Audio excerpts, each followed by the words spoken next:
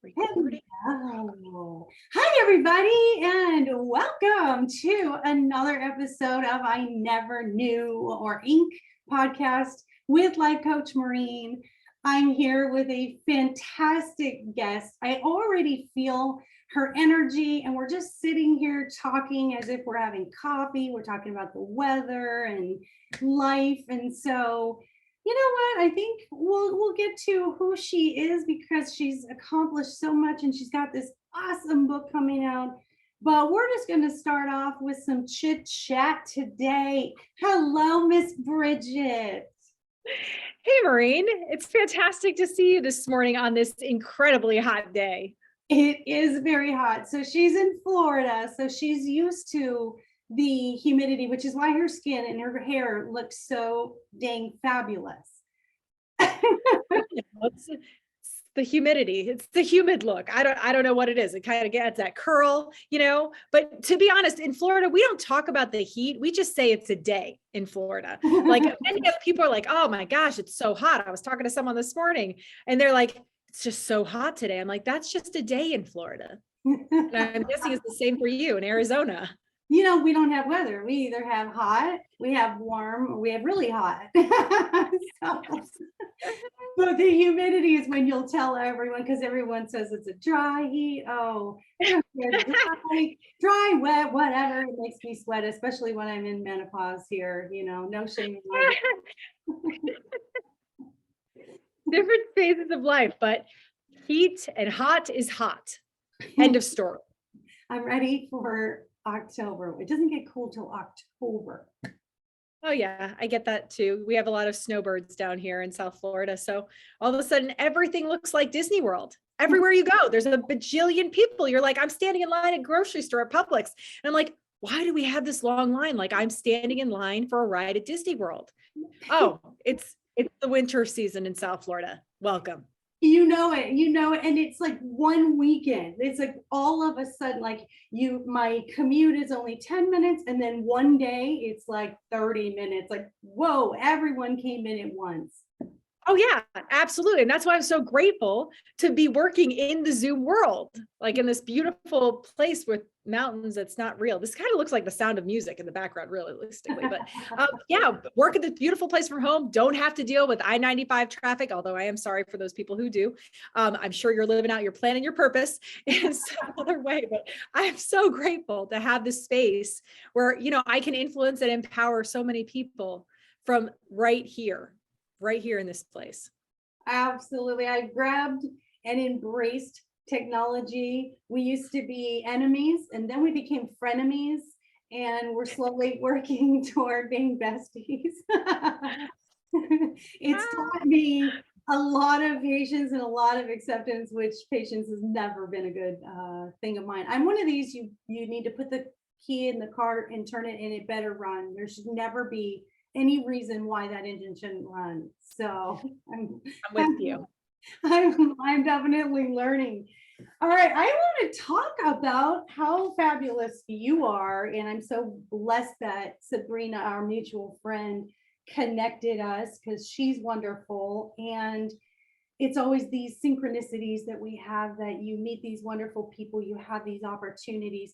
Never discount the ability of what each person brings to you, because there's always this, I don't know, I've been finding it more and more in this arena, that the more I've been open and receptive, the more it just comes. And I feel grateful and blessed every day to sit in front of people and just, you let me in your life. And I think that's super awesome. So Agree. When you guys listeners, when you hear all of these stories that we talk about, because the podcast is about, we talk about where does everybody start in their story and their struggle and how do they triumph. Man, it's so neat for me to look at these beautiful people in front of me who are so happy and healthy and uplifting. And then everyone has that starting point. Everyone has that place where they said, this is the moment. This is that profound moment of shift. I have to do something different. And whether it's 20 years, 30 years, 40 years, I was telling you it's 45 years for me. no matter how long it takes, I find that overcomers have that moment. It has to come. There's no ifs, ands, or buts. It has to come. And then it moves everything in the direction that you want. And we're going to talk about something that Bridget has that's called the law of deservability. And I'm excited to hear more about that. So Bridget, and is it Hom? Perfect. You said it perfectly. Yes. Perfect. I practiced. Bridget Hom is an emotional intelligence coach and founder of Bridge to Freedom Coaching. She helps entrepreneurs and leaders in their industry to partner with their future successful selves. Love that. Gain a romance with life and create empowered client interactions forever. Bridge to Freedom Coaching is all about creating powerful shifts in life, health, relationships, and business and sales through the Find Your Freedom programs and the law of deservability. Bridget offers free direction sessions for anyone who's ready to level up, and you can find her at bridgetofreedomcoaching.com or bridgethom.me to get directly on her calendar, and we'll post those in your episode description as well as when we post. It'll be right under your promo. So we always like to start with where was that profound moment? Where was that moment that something has to change? I'm in a place that doesn't feel authentically purposeful for me. So where did you start? That's a loaded question. Let's start with, well, the truth is, I was a stay-at-home mom for a long time, and I have a pretty eclectic background: ministry, journalism, little bits and pieces of business and entrepreneurship. But really, when my purpose found me was that when, we had this massive shift of, I say it's the reinvention evolution in 2020. And in 2020, I was moving into a small apartment with my 3 young boys. Virtual school was becoming a thing. And my job in the seniors industry was pretty much non-existent because you couldn't go near a senior at that time. And then I was on my way to getting Zoom divorced and living a life in recovery from addiction. And so that's where I was at in that moment where, most of us would be like, what is next right now? We're in our homes. I'm in my home with 3 boys, and I'm trying to figure out what my next move is. And to be quite honest, I'm like, do I become an Instacart shopper, or do I take my side hustle of coaching and make it into something more? And I really had no idea. And I just kind of offered up this little energy or prayer. And I'm just like, what next? What next? And I got this Zoom link in an email. And I said, what's a Zoom? We're meeting on Zoom. I meet clients all over on Zoom now, everywhere, but I had no idea. I go, what is a Zoom? So I literally registered for this Zoom business networking meeting, and I showed up. And I said, I remember the gentleman saying, hey, can Bridget Hom, please give your 30 seconds. And I go, oh no, he mispronounced my name. What am I going to do? And what happened was, I just went on and I said, Bridget Hom here with Bridge to Freedom Coaching. Are you ready to level up? And I just got stuck on ready. And that's really I had 6 clients within 6 weeks. I was asked to do, Facebook lives, podcasts, everything. And here's what I said. No matter how I felt, I said, absolutely. Yes. Absolutely. And so, in the entrepreneur world, as a coach and consultant, you have to be stuck on ready. But that's how it started. Oh my gosh. When you said that was a loaded question, first of all, we don't do empty questions here, Miss Bridget, but I'm going to challenge you. But wow, when I think of what you just said, this is not a lot of people going through, the pandemic. It was, well, I lost my job, or, well, I have to homeschool the kid. You had a wheelbarrow full of stuff. And I kept thinking, when I listen to people who've been through the pandemic, you can tell where their minds are. It's either I've lost a lot of this stuff or I've gained this. And I said it was a literal and figurative and an emotional way of all of us to go inside and figure out, what do you want? What is working for you? Look at your life, look at your relationships, look at your kids. So were you in recovery, or were you recovering from, was your husband, you were going through this divorce? Tell me how you dealt with all of it at one time. One moment at a time. And I had to fire the what ifs. In my Find Your Freedom way of thinking, being, and doing, I talk all the time about who's on your mental team today, because you're the CEO of your life. And for many of us, for some of us, we say God is our employer. And for others of us, we're just like, good vibes, emotional energy, whatever it is, people. But I really had to fire the what ifs. What if this doesn't work as an entrepreneur? What if I don't make it? What if I can't make enough money? What if I'm just not meant to do this? I had to fire the what ifs and just abandon them with reckless abandon and moving forward. And that goes for everything, personally and professionally. When I talk about personal relationships, and even in my own, because everything that has ever worked for me, anyone in front of me, I give it to them.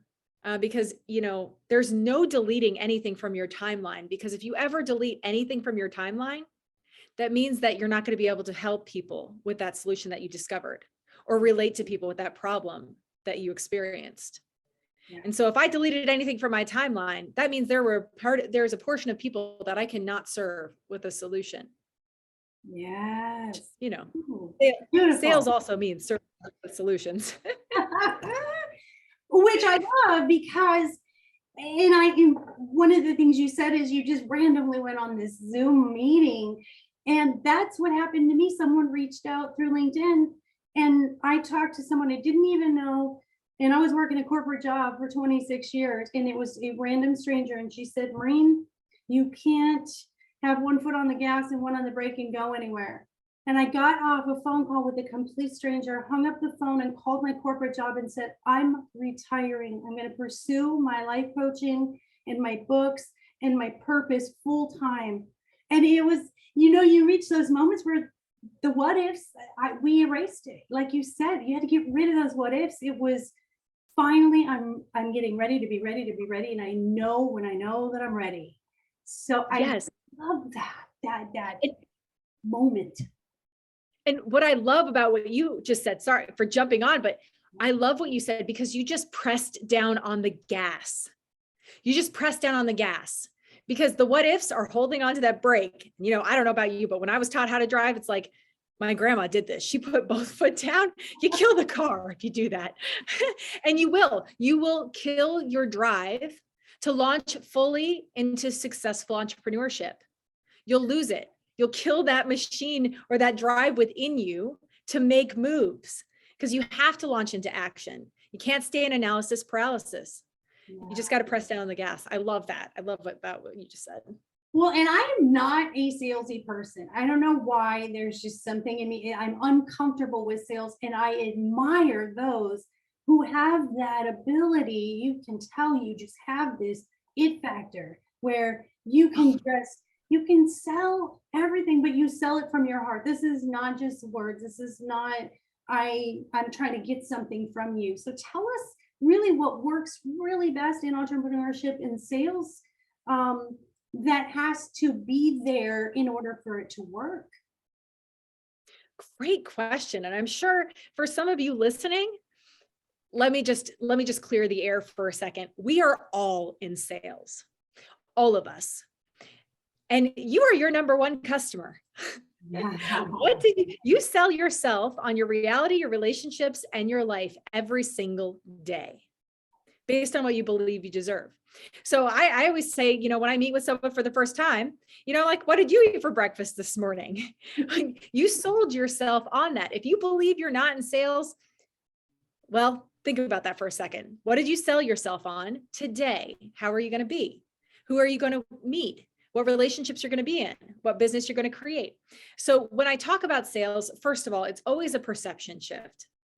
And you want to say sales is serving others with solutions, always. I talk about branding. Branding programs your prospects. Business and people are synonymous. One of my life and business tips in the book coming out, Stuck on Ready, I'm so excited, is there is no such thing as acceptance or rejection in the world of business. There is only alignment. There's only alignment. They're all in alignment with your product, message, or service. They're in alignment with you. They're in alignment with everything about you, and it makes sense to them. Because one of the number one problems for entrepreneurs is that they get stuck in that conundrum of rejection or acceptance. Do they accept me or do they reject me? It has nothing to do with you. It has nothing to do with you. It's all about alignment. That's beautiful. That is beautiful. I've never thought of it that way. The acceptance is, oh, okay, I'm doing what I'm doing and I'm supposed to be doing it. The rejection is, are people going to really want this? Do people want what I have? But I love the alignment. The right people will come who are in alignment with what you need and what your purpose is. And I've always said, build it and they will come, Maureen. And I never worried about getting coaching clients because I never had a problem because the right ones always came and they were ready when they came. What a cool concept. There's no acceptance and no rejection. So I'm so fortunate to be talking to Bridget today because she's going to actually be finishing her book today and going to publish her. I mean, wow, to be a part of this momentous moment on this day is super exciting. So if you didn't hear what she said, everybody, she wrote, her book is called Stuck on Ready, Find Freedom in Entrepreneurship and Manifest the Law of Deservability. Now, I don't know about you guys. I need to know about this law of deservability. Let's hear all about this. I want to dig into the law of deservability. Well, most people, when you talk about, most people live under the influence of circumstances, environments, situations, etc., right? And so when we also look to outside influences as a solution, we're not harnessing our own power. And I talk about the term empowerment generator because you really must be able to create your own power within by owning your own mind. And many people don't understand what that means today because we have so many things pulling us in different directions. We go at such a fast pace that we never stop to actually truly develop who we're being. We have all these identity disruptors. We have all these things saying, oh yeah, you're worth it if, you're worthy if, and then we start to adopt these lies as our truth, right? These disloyalties to our most authentic self. We like to call that imposter syndrome.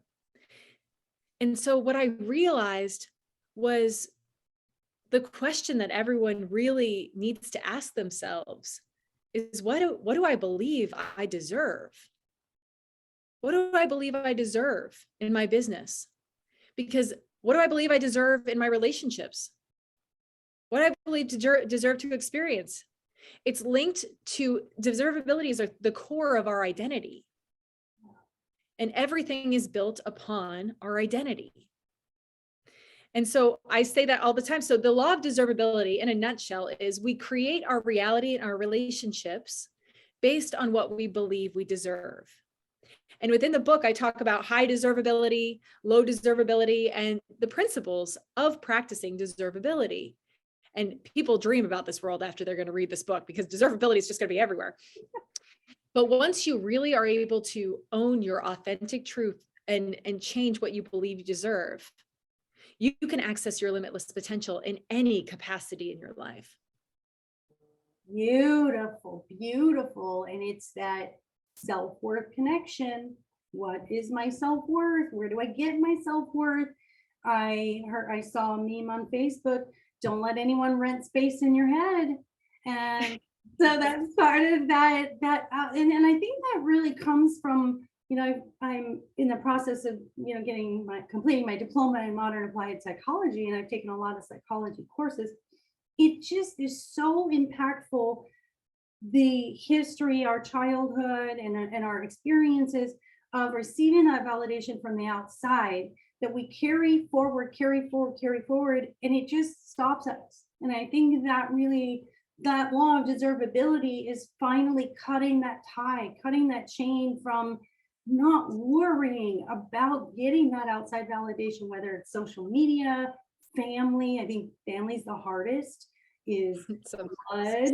I just feel like they molded us and we feel we owe them something, or we have time in people, we've invested time in relationships. We think, well, I got to stick it out no matter how they treat me. That's just how it is with them. So, how do we improve that law of deservability? How do we let go of getting that validation from outside influences? well, actually, one of the other life and business tips is self-validate your success. It's so important to know how to self-validate your success. Side note, when I was launching into entrepreneurship, I mean, first of all, we're in our own homes. We're not meeting with people. The only people we're meeting on are our Zoom boxes, right? And so I don't have people inspiring me. I don't have people saying, hey, you should do this or not do this. And really it was coming to terms with like, this is my own personal journey, and figuring out, getting really, really quiet. I say pause with a purpose a lot, and figuring out, okay, what can I really be proud of that I've done today?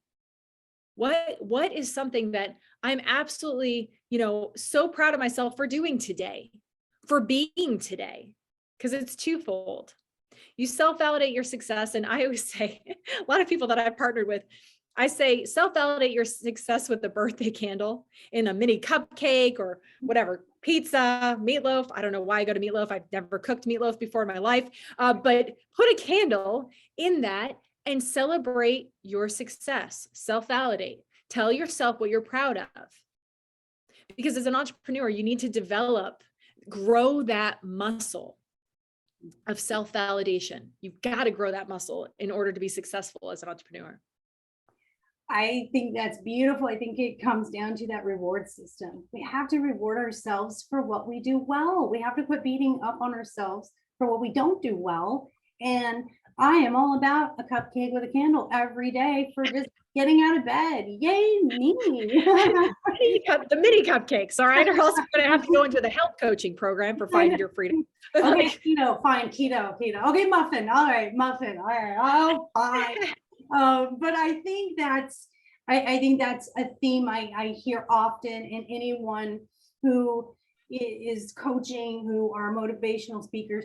We don't focus enough on our good parts. We just are always honing in on what we're not doing yet, how I'm not there, what I have failed at, what I did wrong today. And you look for that outside validation. You don't need validation from the outside because there's enough criticism on the inside that why are you even looking for any more to stack on top of that? And I really love that idea of do something every day that celebrates something that you did. One thing that I don't care how small it is. I love baby steps. I tell my clients, don't look at the mountain. Let's look at the first step on the trail, because it's too overwhelming to look at that big thing, because you're going to immediately say, oh, wow, that's just a lot. I'm not going to do it. It's going to stop me. I'm going to procrastinate. That looks hard. It looks very hot and humid out there today. It's just these little steps.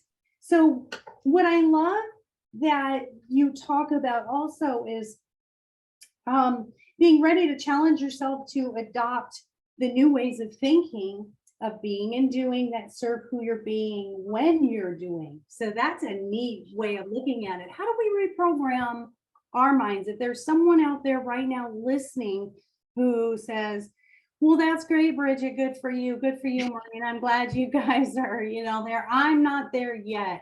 How do we give them that little push to start changing that mindset? That's a great question. In the realm of self and personal development, we're constantly hearing, focus on who you're being. Don't be a human doing, right? And I say, you absolutely need both. You need both. But the first part of it is to show up as a human being, starting to, harness your intentionality. And how you always do that is seeing yourself on paper. Because when you write, it's the simplest strategy. You access your subconscious mind. I like to say your conscious mind, he's like your salesman, and he sells your thoughts, words, actions, and emotions to the subconscious mind. He's the client. And the client buys absolutely everything that the salesman is selling. And your client, your subconscious mind, is responsible for creating your program. And your program creates your reality, your relationships, and your business. And so, just write down, what am I selling myself right now? What am I selling? And give yourself multiple choice answers. Okay. It's not crazy. It's literally helping you to sift through yourself right now. And many of us don't give ourselves that gift of radical self-acceptance or self-awareness. And if we don't give that gift to ourselves, then no one's going to give it to us. Because it's more powerful when you can sit with yourself and feel the power of your own awareness, because that's going to inspire you. And then you're going to be able to inspire others in a more impactful way because of that. Yes, yes. And it's that drive, it's that want. You have to want it. No one's going to push any of this on you. I have a lot of clients that come to me and they say, Maureen, I'm just stuck. I don't want to be in this job that I'm doing now, but I just don't know what I need to do. How do you help people find their niche and their purpose and their business? Like, where do they go from the very beginning to step one to find what they should do? Well, I say this in the book too. When you're talking to the person in front of you, always walk through the proverbial door that they open for you. Don't assume or have expectations on them, but your number one expectation is that you show up well. And so walking through that proverbial door, and then I always have a question. And so anyone who gets on my calendar is going to hear this question. I say, I'm curious, when you thought about us meeting today, what was your thought? What was your thought? And because the brain always reveals what it was thinking about. And so that helps to give direction to the conversation. It helps for me to honor the intention of the person in front of me. And so that's what I would say about that. It's all about, I love to say this, how everyone knows that phrase, hurt people, right? I say empowered people, empower people. Yes. Woo! Woo! I love it. I love it. So true. And there's a power in empowering other people. And people don't understand how good that feels. I don't want to live a life by myself. I don't want to live isolated in a cave or in a city far away from people. Like, that's not fulfilling. And I think people forget how good it feels to help others. It is validating. It is purposeful. And when people say to me, I don't know what I want to do, I always say, I don't know is an answer. Because the I don't know means you have a fear of even exploring what that could be for you. So let's figure out what you're resisting. So it's really, people always think, I got to have these answers. You don't always have to have the answer. No answer, or I don't know, is an answer. But that's enough of an answer for us to say, let's dig deeper. Let's dig a little bit deeper. Is it that you don't think you have talents? Then I've seen this chart where the niche comes from finding your purpose is, what are you passionate about? Where is your knowledge? And who do you want to help?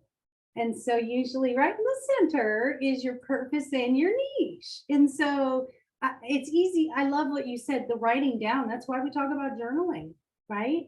It gets it on black and white. It gets it out. It's a cleansing. That's a really good way, like you said, of that's your validation, is what's internal. No one's going to read that. That's for you.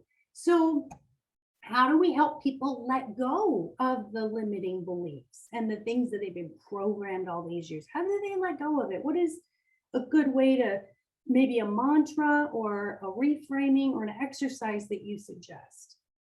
Oh my gosh. Well, I have a ton of them. The first step is always awareness. Like you said, I don't know is the answer, and that's the first answer to the rest of the questions that you're going to ask yourself. So I always say, step into that self-awareness, step into figuring out what your destination is right now.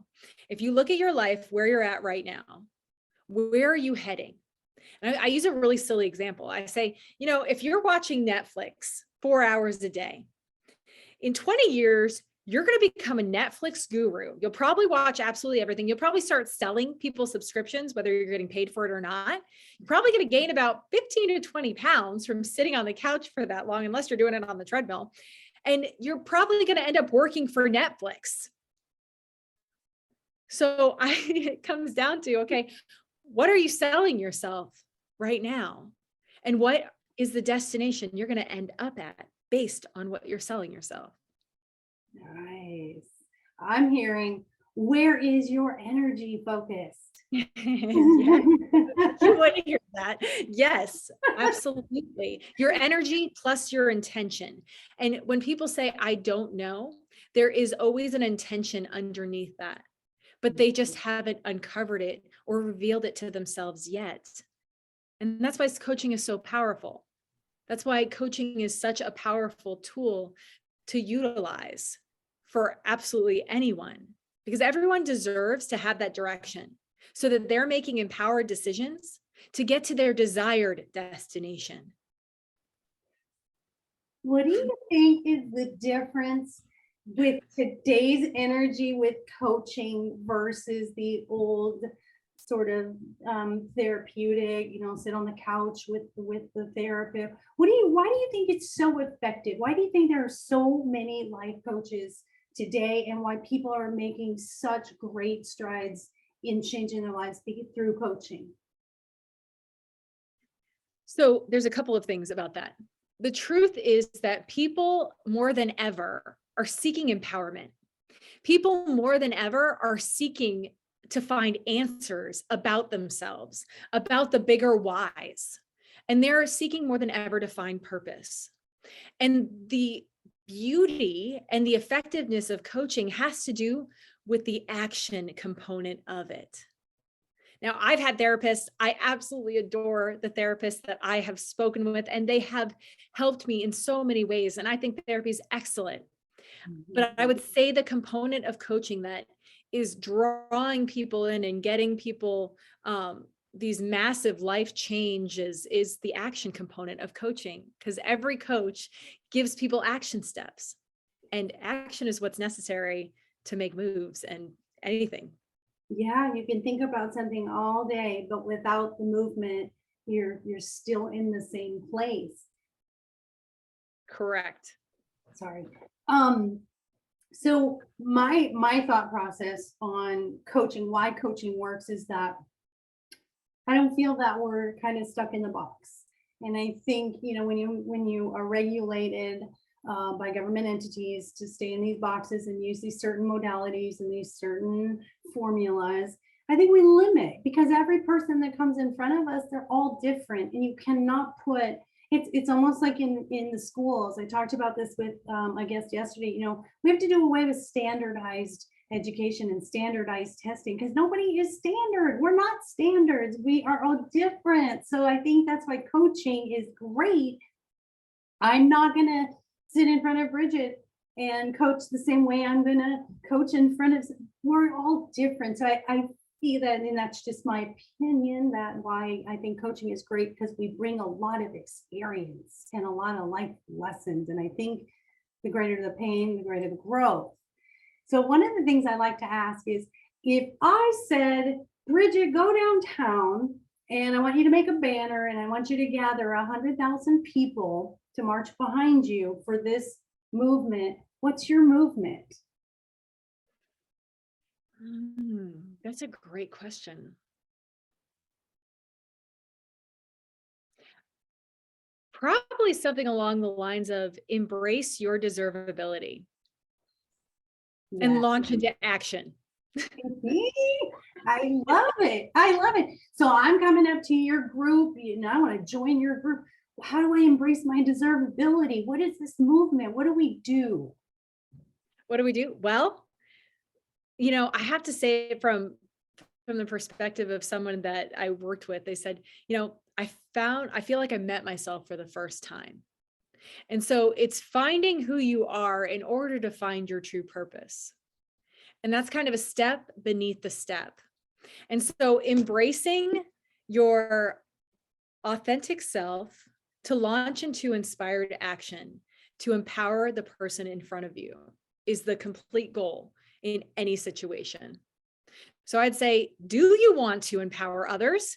Do you want to be inspired? And do you want to know who you absolutely are and who you're created to be?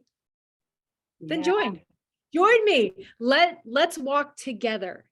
Let's walk together and make this happen for you. That's the confidence. That's that self-confidence. With that deservability comes that confidence. And with confidence comes the deservability. It's so powerful. It is so fabulous. So I want to ask you, how are your boys doing in all of the changes? Are they back in school yet? And what do they think of mom's success? Oh, they think mom just talks to people all day. Mom just talks to people all day. So I'm always mom to them, no matter what. They're like, why are you wearing a blazer and you have no shoes on? That's my boys, right? So my boys are doing excellent. I lovingly call them my three savages, because anyone who has boys and three of the same of either sex or gender, man, it is a whole nother level. So it is all sports in our house. It is all barely like, please do your homework. It's an action household, and like, you have to go to the bathroom and the toilet, boys, like, we're not outside. Okay. We're not camping, but like, there are rules. So it's a whole nother level. And, I actually have a book recommendation. And this reminds me, I'm newly married again. I got remarried. I actually met him in Zoom Business Networking. I can't even make this up. And he is my number one support. My photo shoot, where you're going to see photos on the book and everything else, I did it with him. And I just made him wear different blazers, etc. And he was just so supportive. And one of the things that we do, like, together as like a family, is just going and being together. And I think, during something that really did come out in the 2020 is that people learned how to be together again. And I think that was why there was such an uprising of coaches. I think so many people wanted to embrace that sense of being and purpose again, because they had the time. And when life gives us a pause, we can pause with a purpose. And many people added so much more purpose to their family lives, to their relationships, and to themselves. Oh, I could not agree with you more. My grandchildren and my daughter came to live with me during the pandemic, and I have 3 grandchildren. And we would take walks at night with the dog, and there were these boxes by the mailboxes of, put something in, take something out. We would bring stuff. I put my book in there, and there were canned goods, and there were like little arts and crafts things for the kids. It was the neatest thing ever. It felt like we went back to Mayberry, because people were sitting in their front yards and were waving. People were riding bikes, and I almost missed when we went back to being busy again. I was like, God, I like the connections. I posted something. I have a Facebook group called Mindfulness and Positivity Seekers. And I posted, the things in life are not things. They're not. The things that you think make you happy are not things. It's time, memories. And COVID, I believe the pandemic made us just stop for a minute and say, if you didn't have your car, if you didn't have your job, if you didn't have the ability to go to a store, if you didn't have this, what do you have within your household?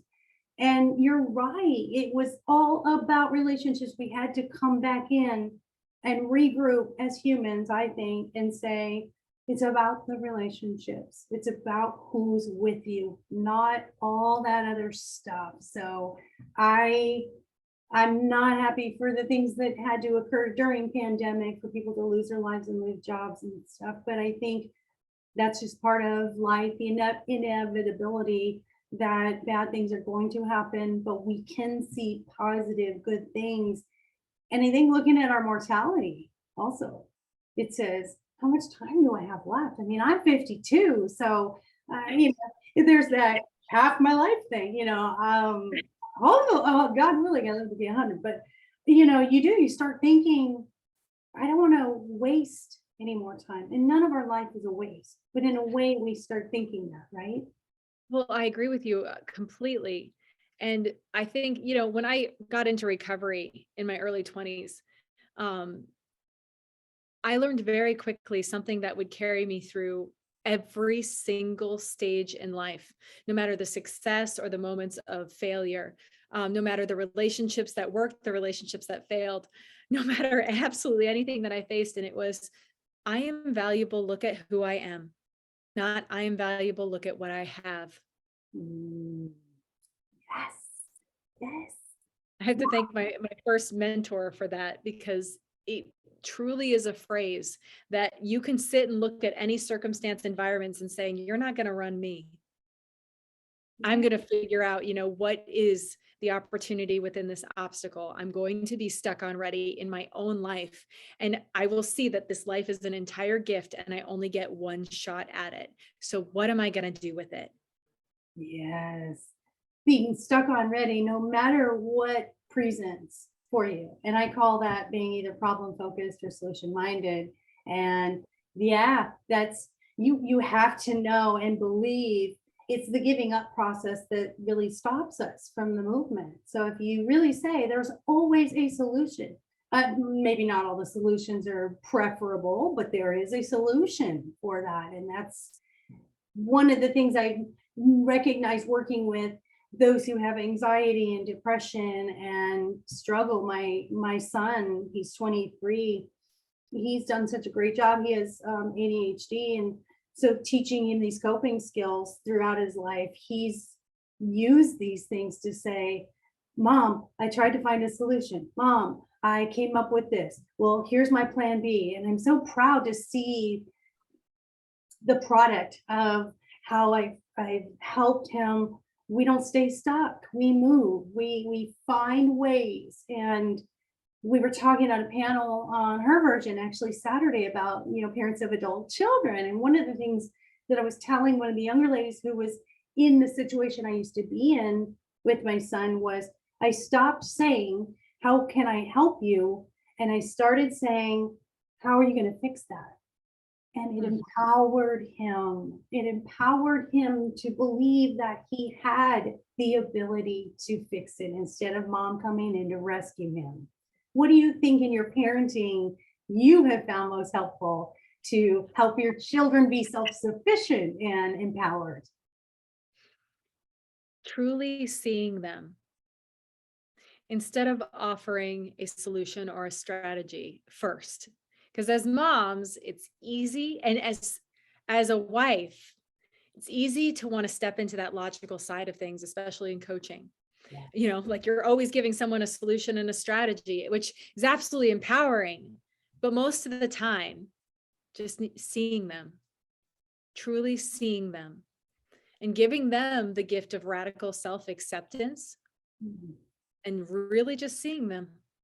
That's probably the most empowering thing that most people want in this life, is to be seen.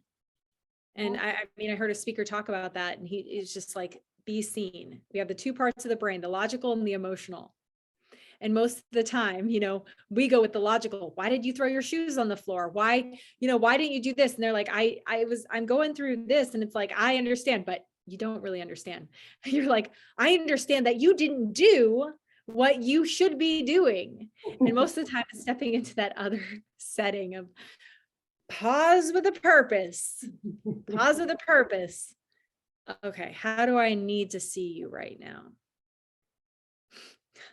And individuality, appreciating individuality too, because this boy is not going to do the same thing as this boy, and this boy is going to do something completely different from the other two boys. And I know in my generation, well, I call us the unsupervised generation. We just kind of raised ourselves. But I know that my parents had, they had this thing that they did where they would say, why aren't you more like your sister in this? why don't you do this thing like your brother does? And I think that really inserted, obviously, when I work with my life coaching clients that are from my generation, it inserted this competition mindset where I'm never going to be good as the next person. So it's this comparison thing. Do you think that's a very important thing to recognize for parents not to do? Oh, absolutely. You know, something that I share with people and I share in my book, I said, your number one competition is your limiting beliefs and your disloyalties to your authentic self. And so getting people to own their truth. And when I always like to say, when you compare, you always lose. You will. When you compare, you always lose because you're typically comparing in a negative, putting yourself in a negative light. And so I say, you know, compete against yourself. Like, what did you do last week when you were running, you know, on the soccer field that you want to do differently or better this week? Yeah, you see everybody else, they have a different skill set, but nobody has it like you do. Nobody. We're running a different race. We've all taken off at a different point. You know, I look at the baton races where everybody takes off at a different point in the race. And I always think of life like that. We're not in a sprint. We're not made to keep up with each other. Even the Kentucky Derby. I mean, they all take off at the same point, but and they all have blinders on, which is really neat because if you think about it, that's what we should do. Just run your race. Your race. Don't look at the horses next to you. Look at the people next to you because you're not meant to come here and live the same exact life as someone else. And that's why we're here, is to learn and grow from each other. So perfect timing. So to sum up our I never knew, the question I always ask is, what is the biggest nugget you can give someone of what you never knew that you now know? I never knew how much of success is really based on your ability to own your own mind and to own your own truth. And then empower people with reckless abandon. I got that part. But I never realized how capable we were of accessing our limitless potential within ourselves, and how much of that power is reliant upon our understanding, awarenesses, and abilities to launch into action based on owning our own mind and owning our own truth. So the old belief was success was a factor only if someone else gave that to me. Success was a factor. It was like, yeah, I would say that's pretty accurate. I'm thinking, I look to up when I'm thinking like that. Yeah, I would say that success has to do with external things. But when I look at my own story, and when I look at so many other extremely successful giants in business and in life as well, I just see that it had nothing to do with anything external. It really, truly didn't. There were certain things that triggered them to ignite who they were inside, but that's all that they were. They were just triggers. Oh, yeah. Reminders of those old beliefs that didn't work anymore. I'm a big believer in, excuse me, I'm a big believer in vision, in future vision. And I've been saying since I started my life coaching, before I wrote books, before I did any podcast, before I did anything, and I just said, next stop, Oprah's couch. So it was always my belief that I will be on this bigger platform that I want to be on, and didn't think I could do this podcast. And it was my one thing for this year I wanted to start, and I did. So how do we help people see it's not here yet, but it's achievable? How do we get to that belief? Because for me, it's convincing myself, I know it. That's all I need to know. I don't have to convince anybody else of it. But how do I believe what I cannot see yet? I'm going to give everyone a secret. The truth to reprogramming your mind is repetition and visualization. And most people say, yeah, I know that, Bridget, but how do I actually get to that destination? It's this simple. Write it down on a note card, where you want to be. And the more you repeat it, the more you see it, the more you will believe it. Because if your brain can conceive it and you believe it, you can achieve it. That's exactly what Napoleon Hill says in a book. He has a book out, Witting the Devil, as well as Think and Grow Rich. And he says that because that's the truth. So just looking at it, seeing it often, and empower and focus each and every day on empowering that person in front of you, adding value to their lives in some way. And if it can be with your product, message, or service, then even better. I absolutely love that. I love that. I have to tell you an amazing story. So my daughter lives in Austin, and the housing market is extremely expensive. And she got married in October of 21, and she sent me a page some pages out of her journal recently. She just had her house built, and she just moved into her house 2 weeks ago.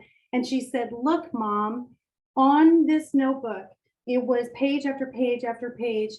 I will be buying a house in summer of 22. I will be buying a house in summer of 22. And I'm not, and she never told me about this. She just sent it to me, and it started in October of 21. And she never even thought it was possible. She knew nothing about mortgages. It's her very first home, her and her husband. And it just tickled me because that's it. That's it. Write it down until it is inserted as a fact in your subconscious. And then the subconscious acts on it in the conscious, and we take action, and it becomes a reality. My reality that I've been doing exactly what she did is I'm going to be moving to Hawaii in 2 years. I don't know how, and I don't know when. Well, I do know when because I've been writing it down, but I'm doing that same thing that she did. And as I do that, that's funny. We had a 10-year plan. We got back from Hawaii this year. We had a 10-year plan. And then we said, no, you know what, maybe 6 years. And then we moved it back again. My grandson's 14, lives with us during high school. He goes, Grandma, I would be okay if we went to Hawaii whenever.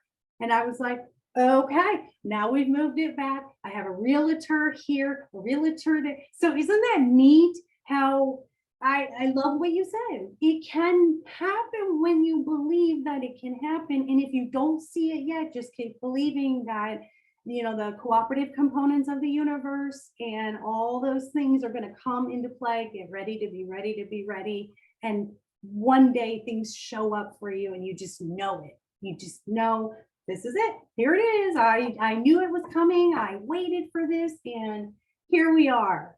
So great advice. So perfect timing. My last question that I ask every single guest, and this is so fun. This is the most fun part of the entire thing. What is your shameless self-indulgence, Miss Bridget?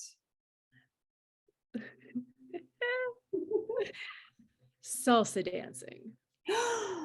Oh my heart. Oh my heart. You look like a salsa dancer. You I could see that. You have passion. So you and your husband do this together? Salsa dancing was one of my coping skills pre-COVID. I went to dance studios and it was absolutely fantastic. Although he and I are going to get on the calendar very soon and go for dance lessons together. But that was absolutely a huge, I could speak forever about salsa dancing and how it helps people level up their emotional intelligence, help with like personal development and professional development. I actually met my first business partner on the dance floor. So you don't know what dancing can do for you. There you go. See, those healthy outlets are life. You have to find something in, I don't know if you follow Abraham Hicks, but I really love Abraham Hicks, where it's when you're in the most joyful place and at the most ease. So when you're doing something that's your shameless self-indulgence, I build little mini houses. They're pretty fun. This is like a little mini of my office. Oh, that's so cool. I love that. It's just a fun little outlet, and I like making them for people. And so I think when you are in a place of the most joy, when I was building one of my mini houses, I'm doing the Friends version of the cafe right now. And I was in the middle of making this literally in June. And in the middle of just having fun and enjoying my little creativity, it said, go start the podcast. And I did.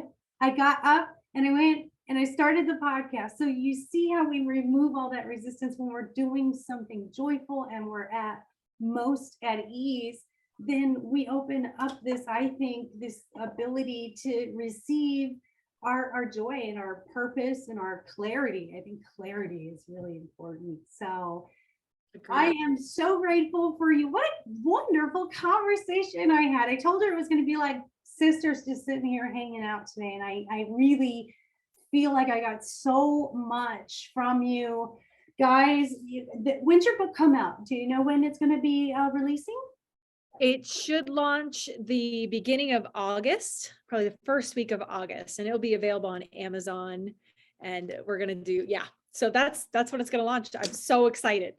I'm excited for you. Are you going to be doing any book signings or any showings where people can come, anything like that?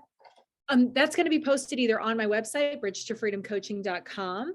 And then speaking engagements, I am open for speaking engagements at any given time on multiple fronts. But the best way to get a hold of me is just go to bridgetofreedomcoaching.com. Or if you want to hop on my calendar right now, figure some stuff out for you, or book a speaking engagement, book signing, whatever, it's bridgethom.me. So it's my name, bridgethom.me. Super easy.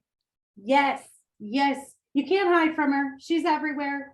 We will make sure you guys will see her on Instagram, LinkedIn, Twitter, Facebook, all of it, because I want everyone to appreciate what an amazing woman she is, and she has so much to give. So her book is called Stuck on Ready: Find Freedom in Entrepreneurship and Manifest the Law of Deservability. It'll be on Amazon beginning of August.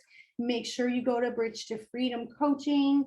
And like I said, I'll have all of that stuff available. Get some coaching. It sounds like she's got some amazing, amazing tools for those of you who feel stuck and who need some entrepreneur ideas and all kinds of interesting things that she can move you forward. I love all of it. I love all of it. And I love you, my darling Bridget. I'm so grateful for your time today. And my cheerleader hair is going a little crazy. It looks awesome. But thank you. And go finish that book. Go finish all those things you have going on today that you get to do. I love saying I get to do these things today. So you've been a joy. Thank you, guys. LifeCoachMaureen.com if you want to reach out, if you have any comments, if you want to get a hold of Bridget, I can connect you guys. Also, my books, My Dog is More Enlightened Than I Am, and My Dog is My Relationship Coach, are also available on Amazon. And go to our Mindfulness and Positivity Seekers Facebook. We have almost 3,000 members at this time, where it's just a positive morning, afternoon, people share, and it's everything that's positive for you, something good on social media. I thank you all and have a fabulous day, Miss Bridget. Thank you. Thanks, Maureen. Thanks so much. It was great sharing space with you. Bye-bye.